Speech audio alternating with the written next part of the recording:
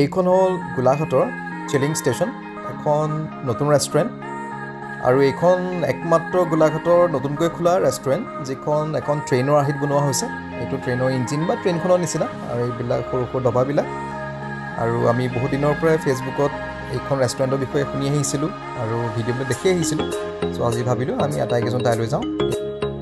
আৰু এয়া মোৰ মানুহগৰাকী, আৰু এইফালে মোৰ মা আৰু ভণ্টি। আমি চাৰিজন আজি আহিলোঁ। পাপা ডিউটিত ব্যস্ত, সেইটো কাৰণে আমাৰ লগত আহিব নোৱাৰিলে। সেইকাৰণে আমি চাৰিজনে সময় উলিয়াই আহিলোঁ। আৰু এইখনে হ'ল চিলিং ষ্টেচন, ট্ৰেইনৰ আৰ্হিত বনোৱা ৰেষ্টুৰেণ্টখন। আৰু এয়া আমি ভিতৰলৈ সোমালোঁ, কিবা এটা আমি অৰ্ডাৰ দিম, খাম।